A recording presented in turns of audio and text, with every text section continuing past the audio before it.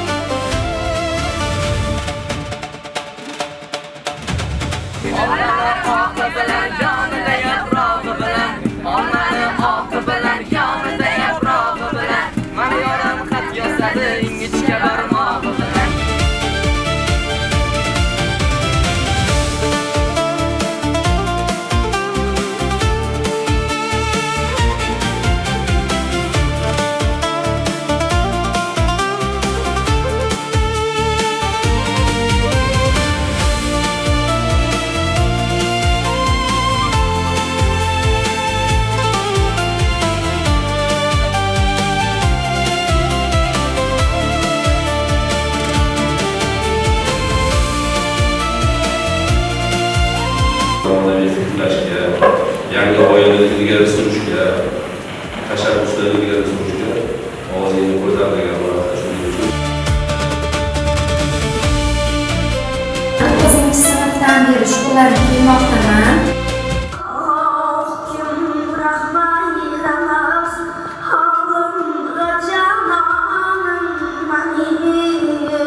Katta rahmat, sizlarga ijodiy omad.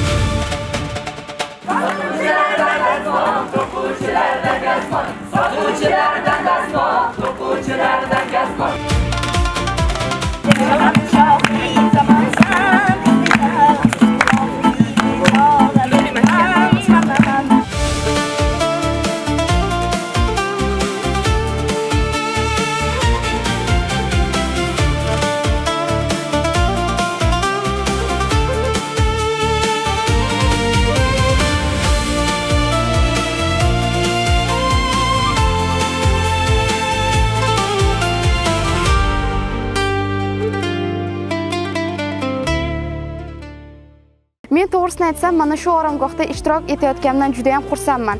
Sababi bu oromgoh o'zimni loyihalarimni, aynan inklyuziv ta'lim samaradorligini oshirishga qaratilgan loyihalarimni real yechim topish, ularni amaliyotda joriy etish, rivojlantirishga juda ham katta menga yordam bermoqda. Trenerlarimizni quvnoqligi, o'quvchi bilan shunaqangi ajoyib ishlashdiki, bizni ham kayfiyatimizni ko'tarib berishdi. Biz ham ularning kayfiyatlarini ko'tardik va bir-birimiz bilan do'stlashdik. Har qanday ona bugun yuksalishga va har qanday vaziyatda o'zining o'rnini topishga munosib deb o'ylayman. Qolaversa shuni ta'kidlash lozimki, kecha Inson nomli hujjatli film qo'yib berildi. Men u filmdan juda ham ta'sirlandim, hattoki ko'zimga ham yosh keldi.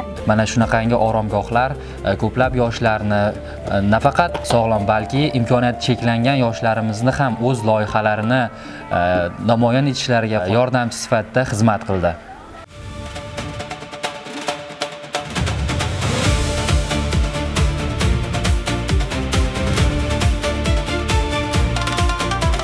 Bizning jamoa Wiki. Bizning shior hamisha olg'a. Ketdik.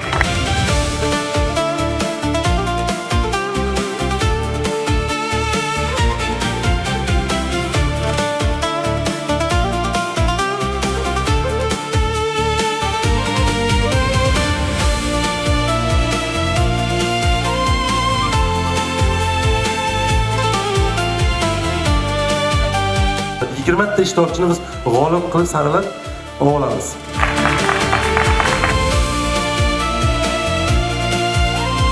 Unda barnamiz modelini ishlab chiqish maqsad qilib belgilangan. Tayyor bo'lgandan keyin o'ylab qo'yilsa, biz psixologlar yordamimizda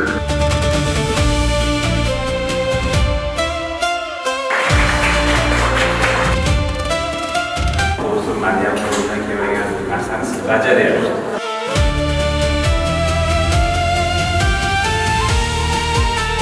obodonlashtirish ishlarini qilishadi.